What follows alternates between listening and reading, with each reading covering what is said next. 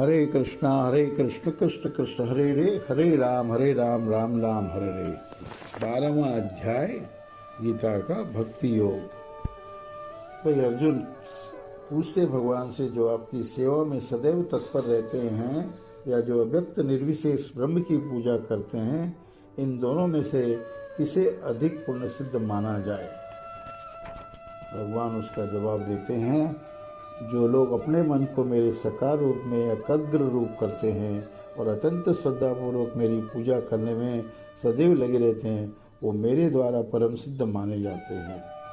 लेकिन जो लोग अपने इंद्रियों को वश में करके तथा सर्वों को प्रति संभाव रखकर परम सत्य की निराकार कल्पना के अंतर्गत उस अव्यक्त की पूरी तरह से पूजा करते हैं, जो इंद्रियों की अनुभूति के परे है, सर्वव्यापी है, अकल्पनीय है,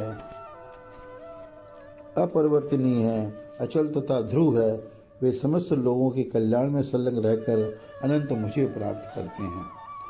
और जिन लोगों के मन परमेश्वर के अव्यक्त निराकार स्वरूप के प्रति आसक्त, उनके लिए प्रगति कर पाना अत्यंत कष्टप्रद है। देहधारियों के लिए उस क्षेत्र में प्रगति कर पाना सदैव दुष्कर होता है। जो अपने सारे कार्यों को मुझ में अर्पित करके तथा अविचलित भाव से मेरी भक्ति करते हुए मेरी पूजा करते हैं और अपने चित्तों को मुझ पर स्थित करके निरंतर मेरा ध्यान करते हैं, उनके लिए हे पार्थ, मैं जन्म मृत्यु के सागर से शीघ्र उद्धार करने वाला हूँ। मुझ भगवान में अपने चित्त को स्थिर करो और अपनी सारी बुद्धि मुझ में लगाओ। इस प्रकार तुम निसंदेह मुझ में सदैव वास करोगे। आगे कहते भगवान, हे अर्जुन, हे धनंजय, यदि तुम अपने चित्त को अविचल भाव से मुझ पर स्थित नहीं कर सकते तो तुम भक्ति योग के विधि विधानों का पालन करो। इस प्रकार तुम मुझे प्राप्त करने की चाहत उत्पन्न करो। यदि तुम भक्ति योग के विधि विधानों का भी अभ्यास नहीं कर सकते हो तो मेरे लिए कर्म करने का प्रयत्न करो, क्योंकि मेरे लिए कर्म करने से तुम पूर्ण अवस्था सिद्धि को प्राप्त होगे। किंतु यदि तुम मेरे इस भावनामृत में कर्म करने में असमर्थ हो तो तुम अपने कर्म के समस्त फलों का त्याग कर कर्म करने तथा आत्मस्थित होने का प्रयत्न करो। यदि तुम यह अभ्यास नहीं कर सकते तो ज्ञान के अनुशीलन में लग जाओ। लेकिन ज्ञान से श्रेष्ठ ध्यान है और ध्यान से भी श्रेष्ठ है कर्म फलों का परित्याग, क्योंकि ऐसे त्याग से मनुष्य को मन शांति प्राप्त हो सकती है। जो किसी से द्वेष नहीं करता लेकिन सभी जीवों का दयालु मित्र है, जो अपने को स्वामी नहीं मानता और मिथ्या अहंकार से मुक्त है, और जो सुख दुख में संभाव रहता है, सहिष्णु है, सदैव आत्मतुष्ट रहता है, आत्मसंयमी है तथा जो निश्चय के साथ मुझ में मन तथा बुद्धि को स्थिर करके भक्ति में लगा रहता है, ऐसा भक्त मुझे अत्यंत प्रिय है।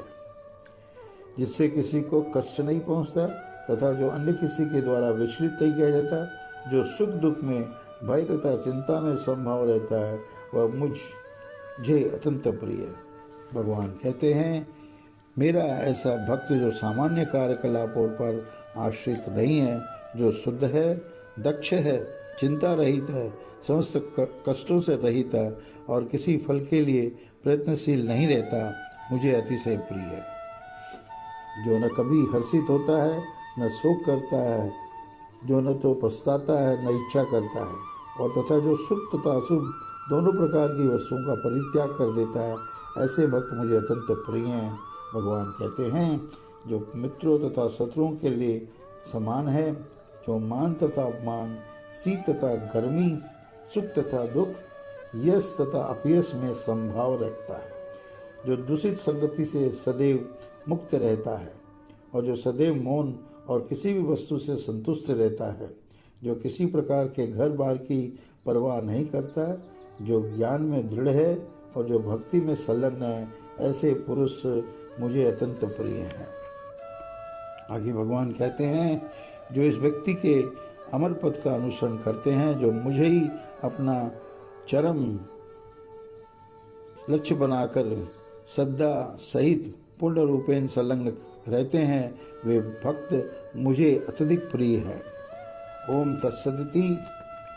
श्रीमद्भगवद्गीता उपनिषत्सु ब्रह्म विद्यायां योग शास्त्रे श्री कृष्णार्जुन संवादे भक्ति योगो नाम 12वाध्याय।